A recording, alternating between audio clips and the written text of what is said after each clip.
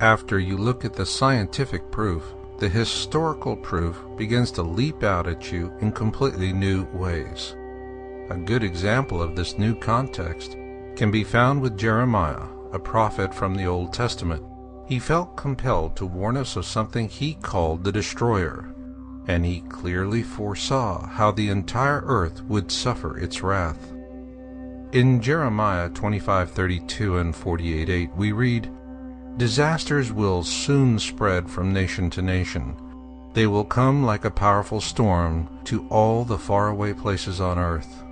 Here Jeremiah clearly warns us that this future cataclysm will beset us on a global scale. He goes on to say, "The destroyer will come against every town. Not one town will escape.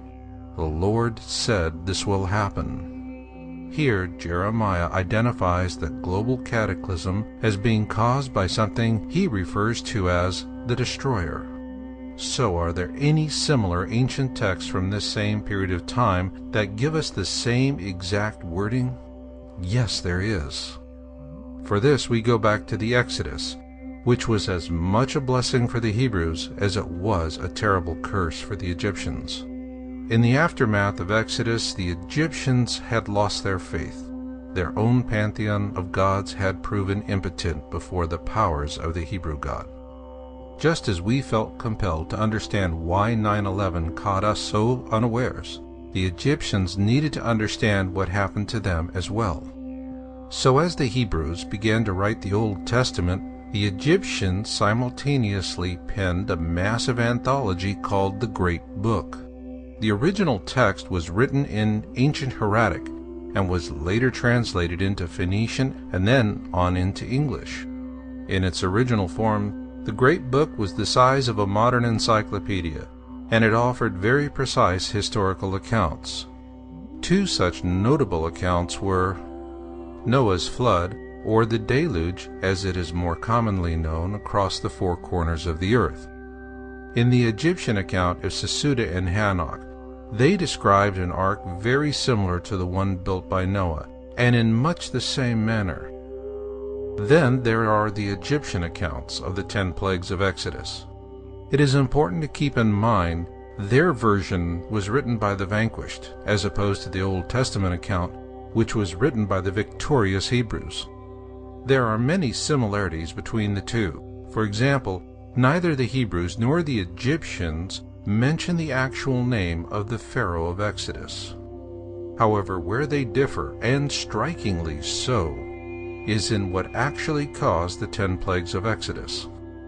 According to the ancient Egyptians, what caused the 10 plagues of Exodus was a massive object. They also tell us this same object caused Noah's flood and the destruction of Atlantis as well. Like the Hebrew prophet Jeremiah, they too called it the destroyer, and have warned us of its return.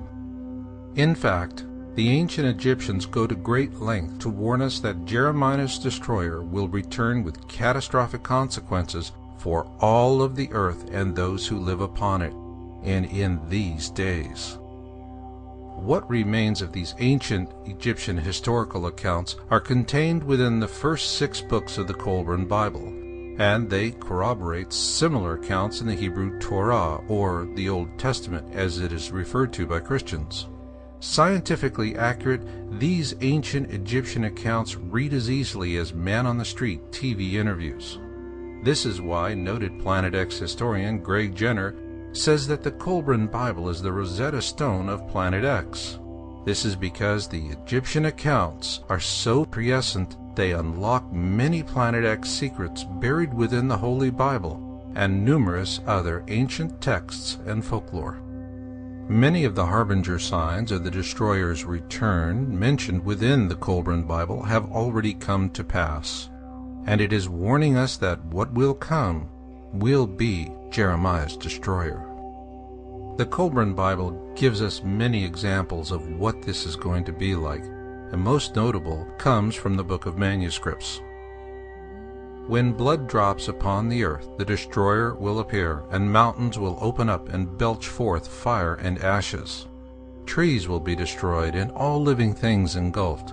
Waters will be swallowed up by the land, and seas will boil.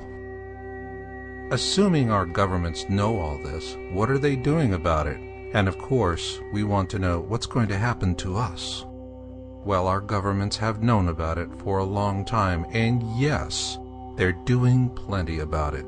The question is, what are you doing about it?